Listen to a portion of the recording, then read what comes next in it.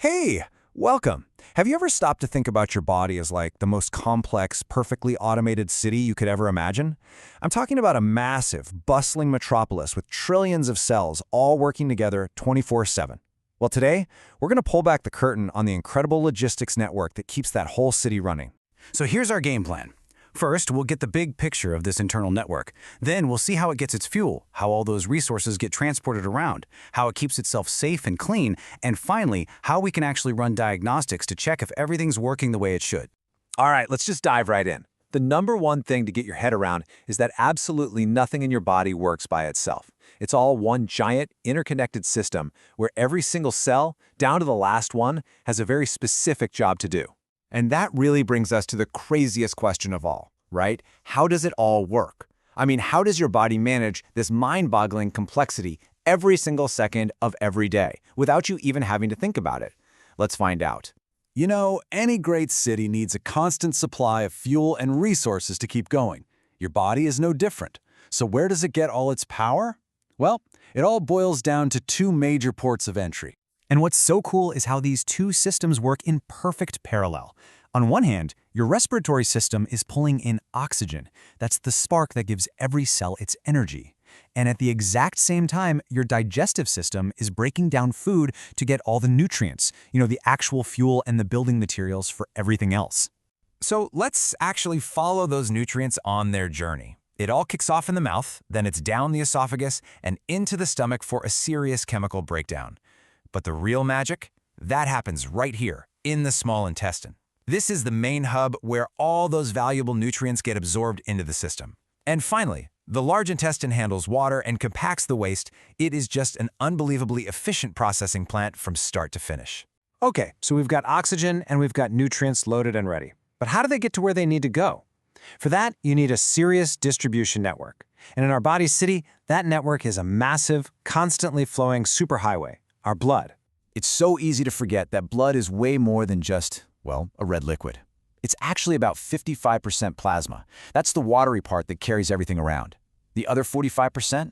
That's a highly specialized workforce of different cells. And what a workforce it is. Seriously, just think of red blood cells as these little oxygen delivery trucks rushing O2 to every single corner of the city. Then you've got white blood cells. They're the mobile security patrol, always on the lookout for invaders. And platelets, they are the emergency repair crew, ready to patch up any leak in the highway system at a moment's notice. Speaking of security and repairs, a network this huge and this important needs some really robust systems to protect it and clean up any messes. This is where our internal first responders and sanitation crews really shine. It is just amazing how elegantly the body stops a leak. The second a blood vessel gets damaged, it instantly constricts to slow down the flow. Right after that, those platelet repair crews we talked about swarm the site and form a temporary plug. And finally, a chemical chain reaction creates a super strong fibrin clot to seal the whole thing up for good. It's a perfect three-step emergency protocol. But, there's actually another network working quietly in the background, the lymphatic system. You can think of it as the city's sanitation and surveillance department. It uses this clear fluid called lymph, which is packed with our white blood cell security patrols, to haul away waste and keep a constant eye out for trouble. Here's an easy way to think about it. If the bloodstream is the main superhighway for delivering all the goods, the lymphatic system is kind of like the network of side roads and back alleys. It's where the security patrols do their rounds and where the sanitation crews pick up all the trash. You absolutely need both. They're both vital. And all along these side roads, you've got these critical security checkpoints. Lymph nodes are like little filters, trapping any bad guys. The spleen filters the blood itself, kind of like a central command post, and it also gets rid of old cells. And the thymus? Get this, that's the training academy where some of the most elite security forces, the T cells, go to mature. Okay, so with a system this ridiculously complex, how in the world do we know if it's all running correctly? Well, it's kind of like a mechanic checking a car's fluids. We can run diagnostics on our own system by analyzing the most important fluid in the whole network, the blood. For instance, we can check up on that emergency repair system. Tests like prothrombin time, or PT for short, and APT measure how quickly your blood actually clots. That tells us if the response is maybe too slow or even too fast. And a simple platelet count just confirms whether you have enough of those repair crews on standby. It's a super precise way to see if the first responders are ready to go. And what about adding new supplies to the system, say from a transfusion? This is where blood types are absolutely critical. It's like making sure you're using the right kind of fuel for an engine. Type O is the universal donor, which means pretty much anyone can receive it, while type AB is the universal recipient. Getting this compatibility right is non-negotiable.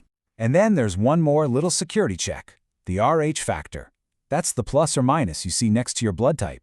It's just another layer in the compatibility system, making double sure that any new resources coming into the network won't trigger a massive system-wide alarm. So there you have it, an absolutely incredible self-regulating logistics network running inside of you right this very second. It fuels, it delivers, it protects, and it even repairs itself, all without a single conscious thought from you. So the only real question left is, knowing all of this, how are you going to support it?